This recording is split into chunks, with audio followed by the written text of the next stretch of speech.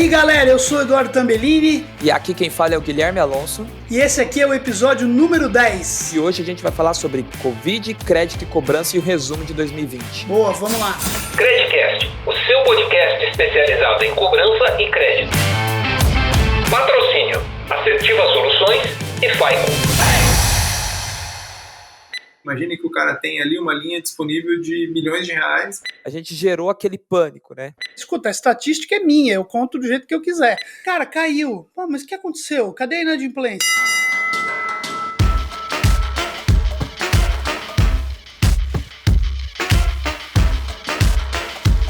Começando mais um Credicast, galera. Finalmente chegou a segunda temporada que você vai começar a acompanhar hoje. Nessa segunda temporada que a gente está lançando, e a gente, quando gravou a primeira temporada, a gente gravou ela localmente, né? Eu me desloquei até Campinas, onde é a sede da Assertiva.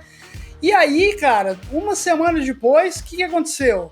O que aconteceu, Gui? Veio o Covid, né? Veio o Covid, cara. E aí, cara, mudou a vida de todo mundo. Então, a gente não podia, né, deixar de começar essa segunda temporada, nosso episódio aqui de estreia, sem falar exatamente dos impactos que o Covid teve durante 2020. E para isso, cara, a gente trabalhou, né, toda a equipe nossa de consultoria, tá?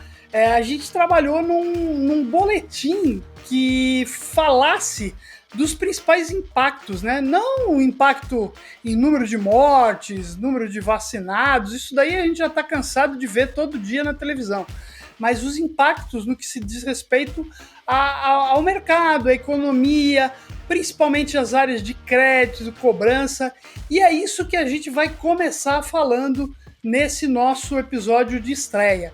E para isso, a gente convidou aqui um grande parceiro meu, Fábio Kruzik, que é da Faico. Fábio, muito obrigado pela tua participação, obrigado pela Faico estar liberando, e queria que você me contasse um pouquinho primeiro, falar um pouquinho de você, da tua experiência, e depois falasse um pouquinho como é que você viu aí o ano de 2020. Obrigado, Tamba, amigo aí de longa data. Obrigado, Guilherme. Opa. Obrigado aí pelo convite. Acho que é ótimo aqui a gente poder debater um pouco sobre isso, trazer essa visão. Óbvio que é uma visão individual aqui, né? Mas acho que vamos complementando com a visão de todo mundo e a gente cria um todo. Falando um pouco de mim, cara, a maior parte da minha carreira eu trabalhei na parte de serviço de consultoria. Eu sou engenheiro de formação, comecei aí fazendo estágio na WIT-RISC na época, né, fazendo projetos de consultoria. Por muito tempo trabalhei por lá em várias funções, né, trabalhando no mercado de crédito ao consumo em diferentes clientes, diferentes partes do ciclo de crédito. Posteriormente, eu trabalhei um tempo na LeaderCard. Aí fui para um outro lado, né, com uma área de marketing, mas o marketing voltado para vendas, tentando trazer essa visão de estatística, de matemática, de números efetivamente para dentro dessa área de marketing. Fiquei um tempo lá, 2 anos e pouco, mais ou menos. Voltei para a consultoria, acho que tem um lado aí de sangue, né? A consultoria está dentro do dia a dia e é acostumado já. E há 2 anos, praticamente 2 anos e meio, a gente foi adquirido pela Faico, e aí estamos trabalhando ainda em consultoria e também como desenvolvimento de negócios. Então tem um lado muito grande aí de visão do que pode ser feito, do que está acontecendo, de construção de negócio, utilizando o conhecimento de consultoria, sem dúvida, né, o conhecimento do dia a dia, dos experts, inclusive você, né, Tânia? E também utilizando os softwares e todas as soluções que a Faico disponibiliza aí para que o mercado evolua. Olhando um pouco para esse ano, né, o ano de 2020, esse ano foi um ano, poxa, super diferente, né, do que a gente estava, da tendência que estava. Em alguns casos, eu diria que seguiu essa mesma tendência, mas acelerou. Então, a gente pode falar de algumas coisas, por exemplo, a parte de vendas online, a parte de e-commerce, de delivery. Tudo isso já era uma tendência muito grande acontecendo, né, de crescimento, porém com percentuais muito baixos. Quando a gente comparava, por exemplo, venda online como venda presencial, venda online pequena, crescendo, mas pequena. Isso cresceu muito mais. Ainda tem um percentual muito maior de venda presencial, não nos momentos onde está tudo fechado, né, com lockdown, mas esse crescimento foi muito grande. Um outro ponto, por exemplo, durante a construção desse material, a gente olhou a utilização o pessoal, acesso à internet, acesso a vendas no mundo inteiro. Teve um crescimento, pelo que eu me lembro, alguma coisa por volta de 60%, 70%, e o estudo mostrava que esse 70% equivaleria, em condições normais, a alguma coisa de um crescimento de 10 anos. Seguiu a tendência, mas cresceu demais. Algo que a gente viu também, que eu acho que era uma grande preocupação, e essa preocupação acho que postergou-se para 2021 de forma mais estruturada, era a inadimplência. A gente acompanhou essa inadimplência de forma muito próxima, viu que ela não veio durante o ano de 2020. Tiveram alguns impactos, por exemplo, provisionamento, né? Para quem tiver o lucro dos grandes bancos caindo em algum momento, não caiu por inadimplência, mas caiu pelo custo de provisionamento, que foi aumentado pela perspectiva dessa inadimplência vir a se concretizar. E a gente viu que isso não aconteceu muito devido ao auxílio emergencial que ocorreu durante esse ano de 2020 aí, de forma mais efetiva.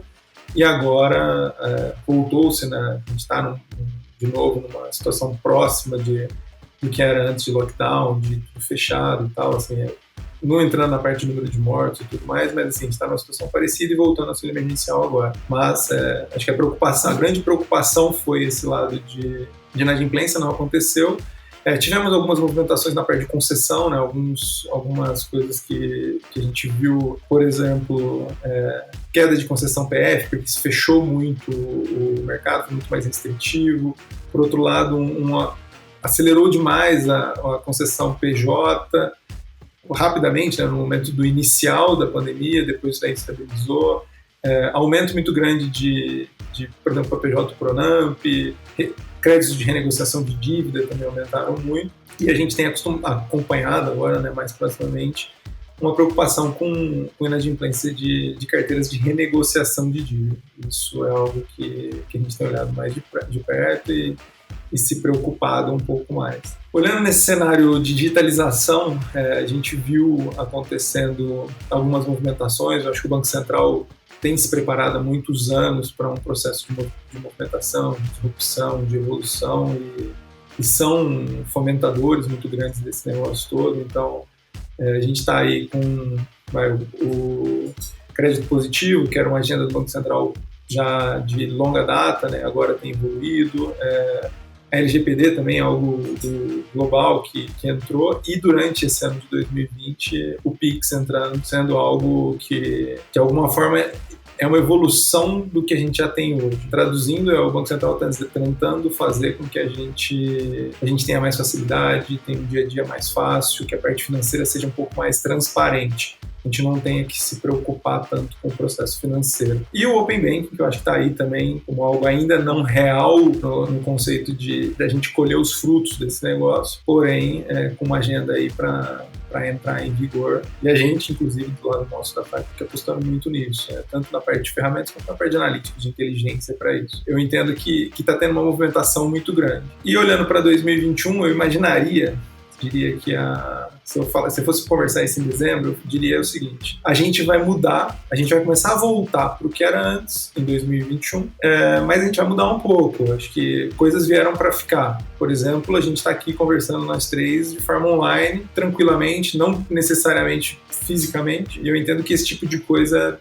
veio para ficar. Vai voltar um pouco do que era antes? Vai, mas algumas coisas vieram para ficar. E principalmente a parte de transações, de meio de pagamento, de contactless, tudo isso eu acho que são coisas que vão ficar e vão evoluir, na verdade, para o nosso dia a dia. Para mim, cada vez mais a gente ter a parte financeira e a estruturação, né, de pagamentos e tudo mais desaparecendo, e a gente ali comprando algo ou se comunicando, e essa parte financeira está por trás fazendo todo o trabalho, menos a gente olhando para isso, se preocupando e tendo dor de cabeça com isso, né, sendo algo corriqueiro ali, simples, passageiro. Isso eu respondi exatamente, né, aqui vieram várias ideias na cabeça ao mesmo tempo e eu fui tentando falar.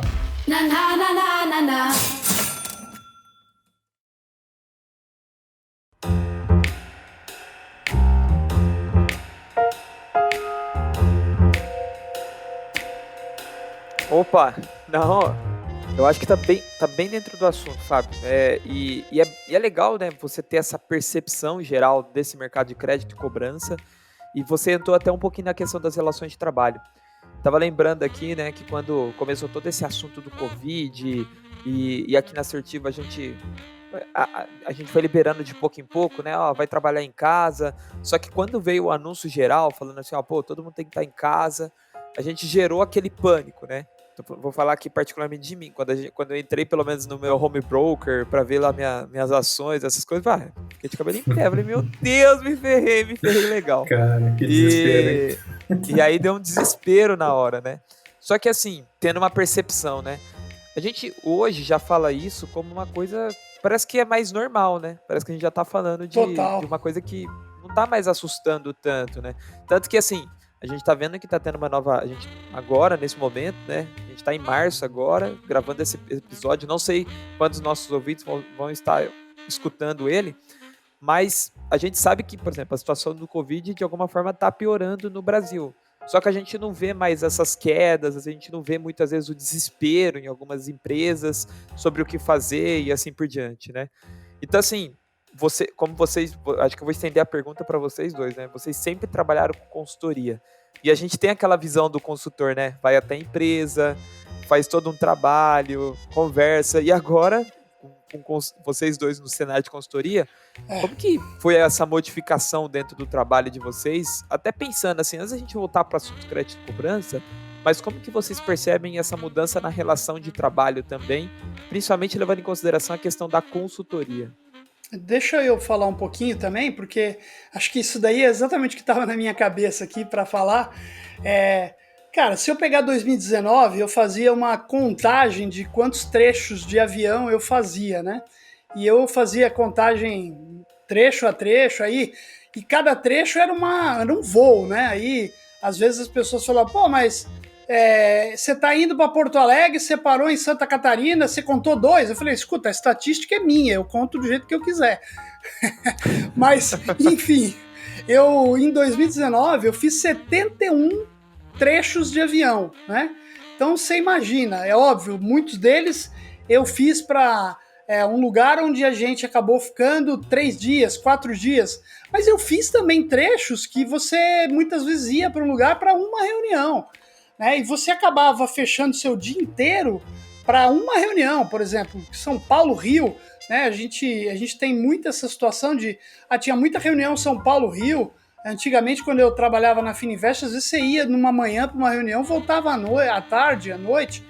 Cara, isso é um negócio que a gente percebe que, até em termos de custo, em termos de produtividade, essa reunião de você ficar 1 hora numa reunião e perder um dia viajando, cara, isso sinceramente não vai mais acontecer. É óbvio que vão ter reuniões presenciais em outras cidades, congressos, isso tudo, claro, mas, cara, na intensidade, na forma como a gente fazia antes, sem dúvida nenhuma, acho que a gente deve ter isso.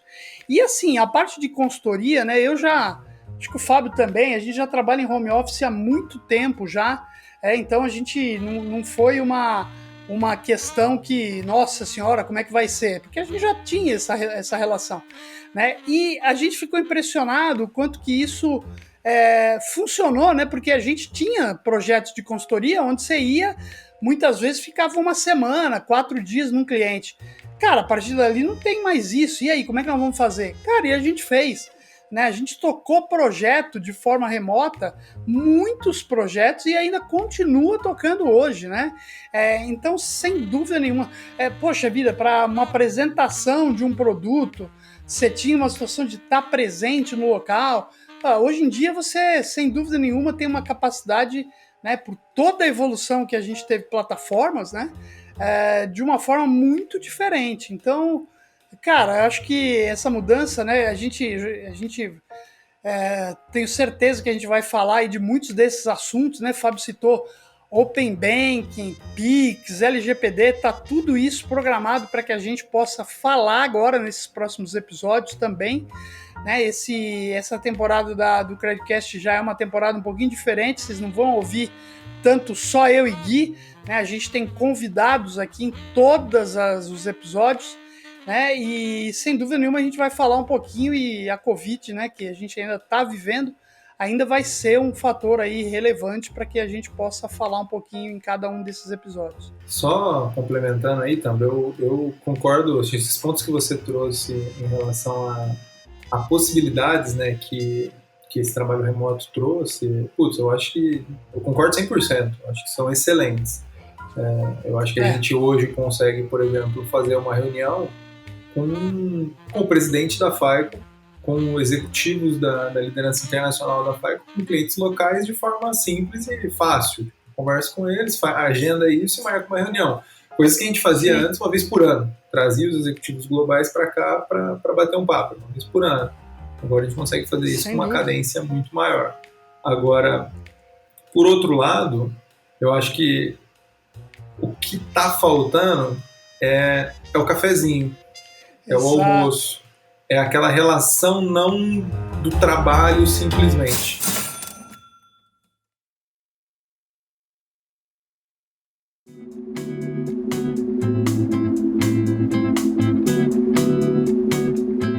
Então, muitas vezes, na hora que a gente está falando, por exemplo, de um processo de venda, que o processo de venda é um processo de muita confiança, um processo de entendimento da pessoa. Não é simplesmente o PowerPoint que você está apresentando ali, né? Existe uma conexão a mais que você precisa fazer com outra pessoa. São pessoas ali, uma pessoa está vendendo, outra pessoa está comprando, e precisa ter uma segurança muito grande, acho que a palavra seria essa. E eu acho que esse cafezinho, esse almoço junto, esse bate-papo, um lado mais informal, isso traz uma conexão e você consegue fazer uma leitura boa e eventualmente melhor do que uma leitura simplesmente quando a gente está falando numa reunião e agendado.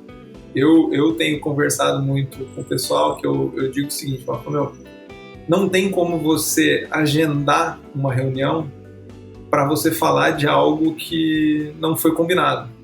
E num cafezinho ali no corredor, você vai bater um papo com dois, com três pessoas de coisas que você não combinou, mas que no dia a dia a junção de tudo isso é importante para você, porque você vai ter uma leitura melhor das pessoas, vai ter uma leitura, você tem uma leitura do ambiente, numa visão de gestão, por exemplo, você tem um entendimento de como é que as pessoas estão se sentindo e tal.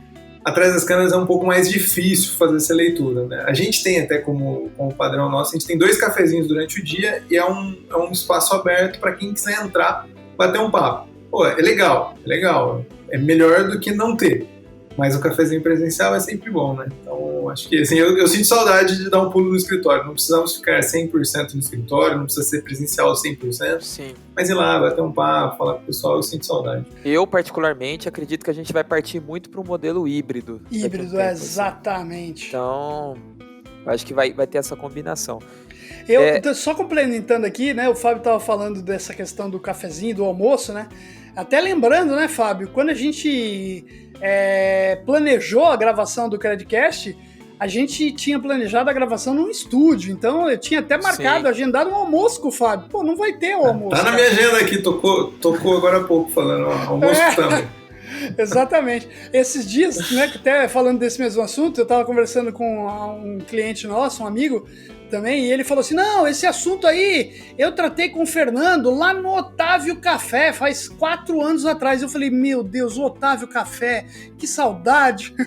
Então, assim, é fato, né, cara? A gente vai produzir... Fechou? Pois é. Então, né, fora isso, né, porque... Eu acho que fechou. Esse é um ponto, né, a gente vai continuar aqui trabalhando de consultoria, soluções, né, a FAICO, a Assertiva, mas, cara, e essas empresas, né, que vivem de gente, né, populando, restaurantes, né, o quanto que a gente teve de impacto nesse sentido? Bom, o Fábio iniciou fazendo um overview bem geral. Eu quero fazer umas perguntas bem específicas agora de algumas coisas que você comentou. Acho que o primeiro aspecto que eu queria, voltando agora para o assunto de crédito e cobrança, é o aspecto da inadimplência, né?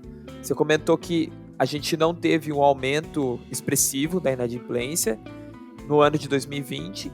E como que você vê se isso tende a continuar em 2021? Tipo, quais são as características dessa inadimplência que não aumentou e que pode vir a acontecer agora?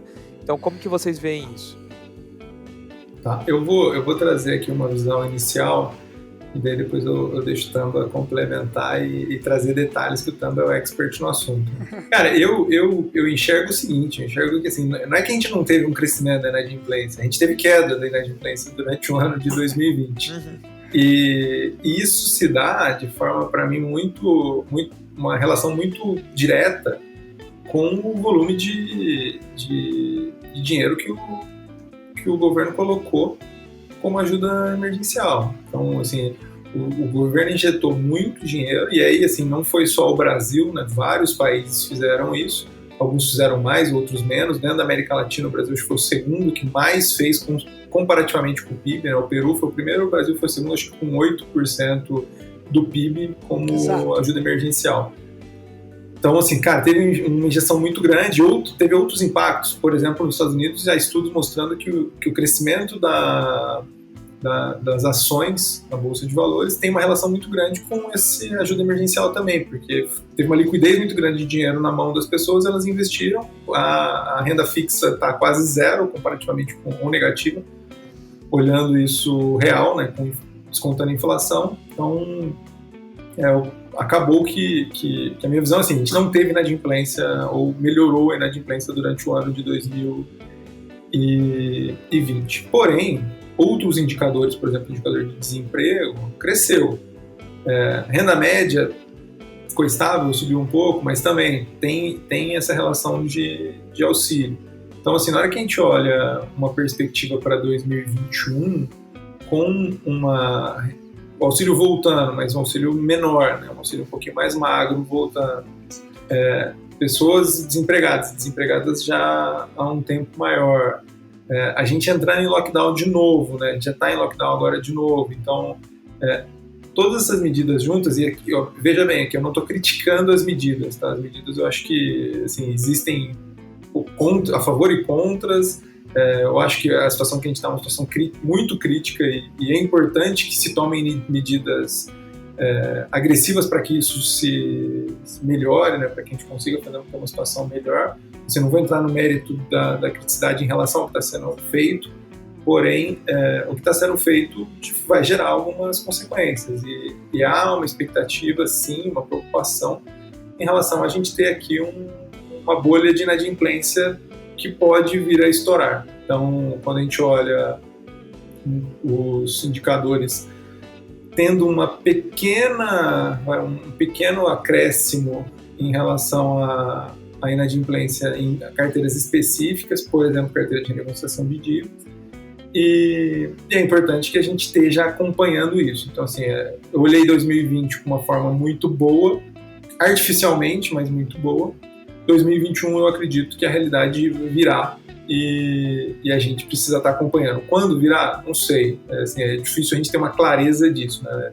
Se eu soubesse isso, acho que eu cobraria muito mais da nossa consultoria. Mas a gente tem acompanhado, e tem acompanhado muito de perto. E essa questão do acompanhamento, né? A gente tem na FAICO mensalmente, né, dois indicadores aí que a gente está sempre divulgando e sempre acompanhando, né? Um deles são os indicadores do Banco Central, que mensalmente são divulgados, e a gente consolida isso através do Risk Trends, né? Que é um material aí que a gente acessa pelo Tableau, de forma gráfica, visualiza lá os indicadores, então isso é muito legal. A gente acompanha pelo Risk Trends e a gente tem um outro, né, indicador também, que são hoje 35 empresas que aí não são tão grandes quanto os bancos, né, que acabam influenciando pelo tamanho nos indicadores do Risk Trends, mas são empresas de varejo, financeiras, empresas que todas elas, de uma certa forma, a grande maioria está também reportando para o Banco Central, mas como o volume delas é menor do que, por exemplo, um Bradesco, um Itaú, um Santander, Caixa Econômica, aquele indicador acaba não sendo o mais indicado para que a gente possa olhar o mercado como um todo. E esse indicador, a gente tem algumas informações a mais.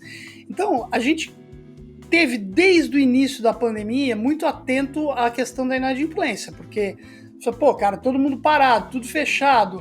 Até então a gente não tinha muita noção do que seria o auxílio emergencial. A gente tinha uma expectativa que a inadimplência ia subir. O que aconteceu? No primeiro mês, março, a gente olhou, e aí o primeiro indicador de inadimplência que a gente olhou e se assustou foi o indicador de primeira rolagem. Primeira rolagem é o cara que sai dia em dia e atrasa a fatura para 1/30. Então é o primeiro indicador que a gente olha lá e fala, poxa, a inadimplência, cara, aumentou bruscamente, né? O que aconteceu depois? Aí a gente olhou, abriu, cara, caiu. Mas o que aconteceu? Cadê a inadimplência? E a gente percebeu que, como a gente estava olhando esse grupo de varejo, que é um grupo que tem o grande número de pagamentos, né? O local onde o cliente faz o pagamento é na loja, a inadimplência na primeira fatura ela se aumentou muito, não por conta da falta de dinheiro, mas pela falta de saber, a loja está fechada, então onde é que eu pago isso? Né? E depois a gente começou a perceber que a inadimplência começou a cair. A gente chegou ao final do ano com aí indicadores do Banco Central, mas as empresas de varejo que a gente acompanha também seguiram essa tendência, com indicadores de inadimplência, o melhor indicador dos últimos 10 anos, né? E a gente percebeu efetivamente que isso tanto em pessoa física quanto em pessoa jurídica, tá? E a gente percebeu o quanto que o auxílio emergencial teve realmente uma força. E aí eu falo do auxílio emergencial na pessoa física e dos valores também de empréstimos disponibilizados a pessoas jurídicas, pequenas empresas, que é o Pronamp que o Fábio comentou. Né? O Fábio comentou que o Brasil utilizou 8% do PIB em auxílios. Os países ricos eles usaram em torno de 6,7% do PIB. Né? E a América Latina apenas 2,4%. Então o Brasil usou 8%, né, para um volume de população que a gente que é muito grande. Então, assim, sem dúvida nenhuma, isso influenciou positivamente. Agora, como o Fábio falou, a gente começa um ano de 2021 com um auxílio menor, com um volume de problemas ainda maior, número de mortes, né, e voltando a ter todo o processo de lockdown brasileiro, né, que não é aquele lockdown que a gente vê, por exemplo, viu no Chile, na Inglaterra, na própria Itália, né, mas aquela situação como a gente vai ter agora, a gente está gravando esse episódio exatamente no primeiro dia, que é o feriado prolongado, né, que a próxima semana é feriado, né, todos os dias, mas a maioria das empresas está trabalhando em home office. Então, assim, eu acho que a inadimplência teve esse fator aí, e agora 2021 a gente vai, sem dúvida nenhuma, entender como é que ela vai reagir, dado toda essa questão.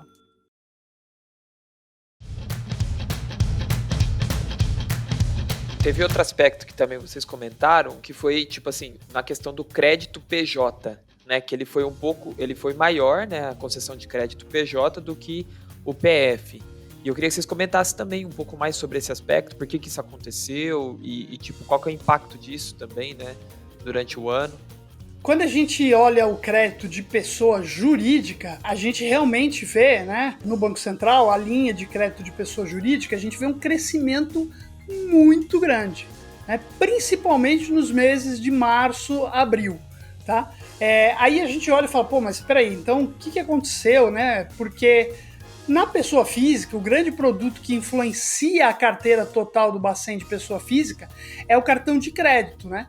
E a gente viu exatamente um movimento contrário, porque como as pessoas não tinham possibilidade de se locomover, a gente viu exatamente um volume muito menor de transações. Quando a gente olha a pessoa jurídica, isso foi exatamente o contrário, né? A gente começou a ver crescimentos aí muito grandes a partir de março a abril. E aí a gente foi destrinchar esse negócio para entender que produto é que estava influenciando esse crescimento, né? E a gente olhou exatamente o produto capital de giro, né? Então esse produto ele teve crescimentos que a gente nunca antes viu em outras séries quando a gente olha de carteira, tá? O mês de março em si foi o mês de maior crescimento, mas a gente teve aí continuidade, né, em outros períodos do ano também. O que é o capital de giro, né? Ele é, vamos chamar assim, o cheque especial da pessoa jurídica, né? Por mais que exista também esse produto de cheque especial para pessoas jurídicas, mas ele exatamente é uma linha de crédito onde eu busco lá dinheiro para que eu possa ter minha empresa girando, ter capital para fazer a empresa girar normalmente nesse período. Né? Quando a gente olha, por exemplo, o mês de janeiro de 2021, a gente ainda vê que o volume de empréstimos de capital de giro ele voltou aos patamares do início de janeiro de 2019, mais ou menos, mas a carteira, quando a gente olha a carteira, ela está quase 45% maior em relação à carteira do mesmo período. Então a gente teve um crescimento muito grande. E isso, quando a gente fala em crescimento de crédito, a gente tem um termo, né, que a gente cresce e a gente forma uma bolha, né? E aí qual é a tendência de uma bolha? Ela é estourar, né? E esse é a grande preocupação, né, de o quanto que essa bolha do capital de giro, por exemplo, vai estourar, ainda mais junto no momento que a gente está, onde muitas dessas empresas estão tendo que fechar as portas novamente. Eu lembro nessa época, né, assim, com várias coisas acontecendo ao mesmo tempo, as ações, o Guilherme comentou, né, as ações caindo absurdamente, eu muito triste com isso, com a parte de crédito PF tendo uma tendência, a gente discutindo muito com os nossos clientes, deles falando, estou fechando aqui, ou reduzindo, né, aumentando o nível de criticidade para aprovação de crédito para pessoa física, muitas lojas fechadas, né, então tudo isso na hora que você junta, você fala, cara, não consigo conceder crédito. Para PJ, eu li muitas coisas falando sobre uma tendência muito grande das PJs consumirem as linhas disponíveis que tinha. Imagine que o cara tem ali uma linha disponível de milhões de reais, só que ele não usa, está disponível, como se fosse um limite. E ele e nesse momento, né, que teve a crise, esse momento mais agressivo, onde a gente não sabia o que ia acontecer, sinceramente, a gente olhava, discutia e falava, cara, a gente não sabe o que vai ser daqui 3 meses. Muitas empresas tomaram esse crédito que estava disponível para se garantir. Falaram assim, olha, eu pago uma taxa aqui por estar com esse crédito, na hora que eu entender o que está acontecendo, eu ter um pouco mais de serenidade, um pouco mais de tranquilidade, eu pago isso e devolvo o dinheiro ao banco com um pouco de juros, mas eu tenho a tranquilidade que meu negócio não vai quebrar. O dinheiro que eu tenho aqui disponível, eu pego muito mais, continuo tranquilo na minha situação e falo, olha, gasto um pouco a mais para ter certeza que eu não vou ter problema, como se fosse um seguro para os meses seguintes aí. Então também tem aí uma tendência vai de um lado psicológico até, de uma perspectiva de algo muito ruim, muito pior, e fez com que as empresas tomassem esse dinheiro que estava disponível em linhas. Então, fez com que aumentasse muito a concessão de crédito PJ também. Então, importante isso que o Fábio falou, né? Até pra gente... O quanto que a gente estava preocupado e querendo saber como é que estava o mercado se reagindo, né? A gente fez várias conversas, né? Com clientes, né, com um grupo que a gente tem chamado de Melhores Práticas, né, a gente chegou a ter reuniões semanais falando, pô, e aí, como é que você está sentindo, o que você está fazendo, né, eu lembro muito que o primeiro desafio do varejo era ter onde o cliente pagar, por essa questão do costume do cliente pagar em loja, né, então esse era o grande primeiro desafio. E depois a gente foi vendo que as coisas foram se ajeitando, né, projetos de tecnologia que estavam parados foram acelerados. Então, todo fator negativo, a gente sempre olha um ponto positivo, sem dúvida. Quando a gente vai conversando sobre esses aspectos, né, do crédito, da cobrança, a gente sempre fica com aquele ar, né? Mas e aí, o que vai acontecer agora em 2021? Né? O que a gente pode esperar? Às vezes dá aquele mix de sensação, pô, pode ser que seja positivo, pode ser que seja negativo. Só que a gente sabe que muitas vezes a gente, acho que é até natural do ser humano, a gente sempre partir de uma perspectiva mais, nossa, o mundo vai acabar e assim por diante. Mas será que existe alguma luz no fim do túnel, né? Alguma coisa que a gente pode ver de forma positiva? Ou até uma dica falando assim, ó, empresa, se preparem desta maneira, né? Agora é hora de pensar desse jeito. Então acho que é legal a gente fazer esse complemento, né? Falando, pô, qual que é a nossa a perspectiva de vocês como especialistas nessa área em relação a 2021 e que recado final acho que vocês acham super importante para que o empresário do dia a dia, aquele que está nos escutando, ou às vezes até aquele empreendedor que está dentro das empresas, né? Trabalhando para fazer aquela empresa que ele trabalha crescer, o que ele pode fazer para ver a gente se reinventando, né, nesse período? Cara, eu enxergo 2021 com uma possibilidade muito boa. Eu acho que 2020 a gente tinha uma perspectiva de ser um ano... Foi um ano super difícil, mas a gente tinha uma perspectiva dele ser muito pior, e não foi. O que eu acredito é que a gente precisa se adaptar. Então eu olho e falo nessa perspectiva de o que a gente pode fazer, o que a gente deve fazer, é olhar as coisas de uma forma diferente, é entender o que a gente consegue fazer de forma distinta. Eu acho que está muito claro, não fazendo uma defesa especificamente nossa, né, da Paico, mas está muito claro de que você precisa ter conhecimento, você precisa ter inteligência, você precisa ter uma visão poxa, como que o negócio estava acontecendo, né? Como que é o dia a dia, falando de crédito e cobrança, como é que é o dia a dia de crédito e cobrança, quais são os indicadores a olhar, quais são as visões que a gente precisa ter, mas repensando a forma como é feito tudo isso. E de forma muito clara e direta, quem investiu em tecnologia durante esses últimos 5 anos, ou um pouco mais, mas assim, quem estava preparado, por exemplo, para um e-commerce, quem estava preparado para um relacionamento com o seu cliente de uma melhor forma, quem estava preparado para ter uma omnicanalidade, quem estava preparado para ter uma estrutura de receptivo muito boa para conseguir conversar com o cliente, informar o cliente, as empresas que têm uma perspectiva de educação do cliente e não simplesmente de ganho, todas essas empresas eu acho que saíram muito bem durante 2020. Quando você olha a visão de tecnologia puramente de relacionamento, você vê ações, principalmente das empresas de varejo que têm investido em tecnologia e relacionamento com o cliente, cresceram absurdamente.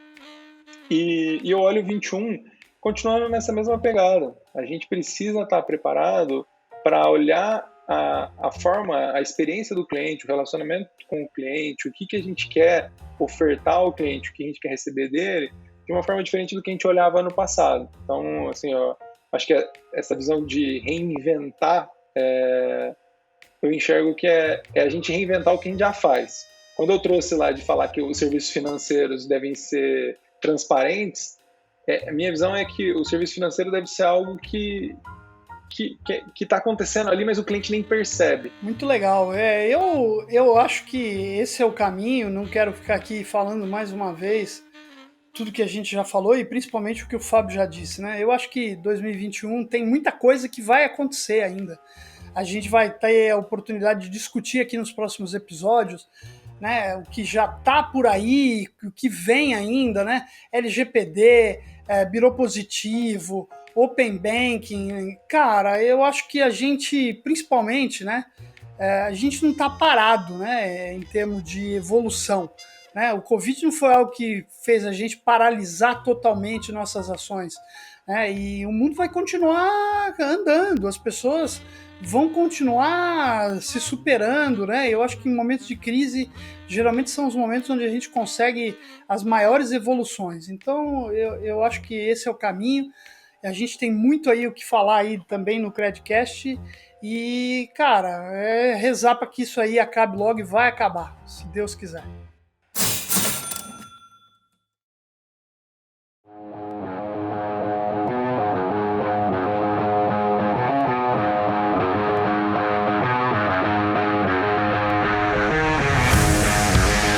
Pô, Fábio, muito legal. Tambelini também complementando.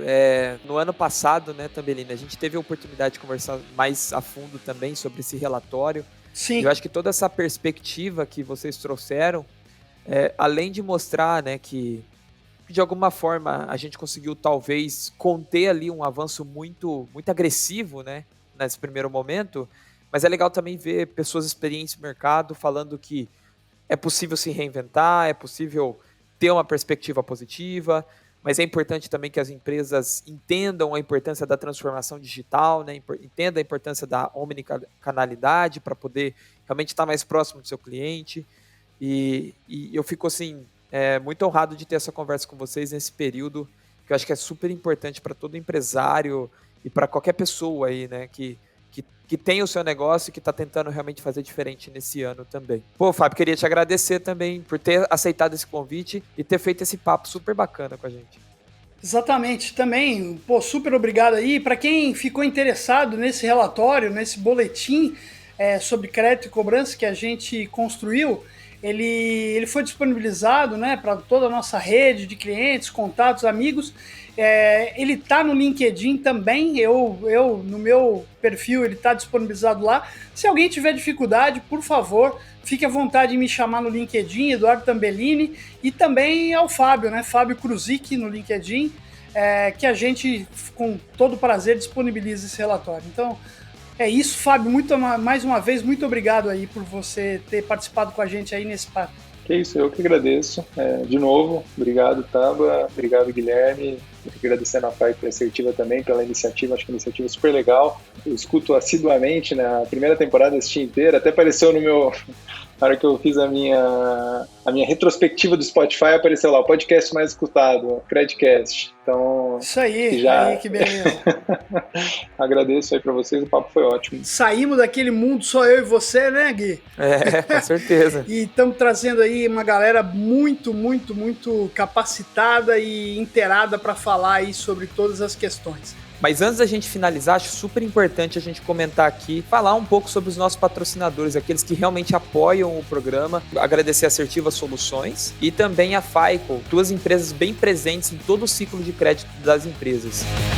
Grande abraço, tchau, tchau. Abraço.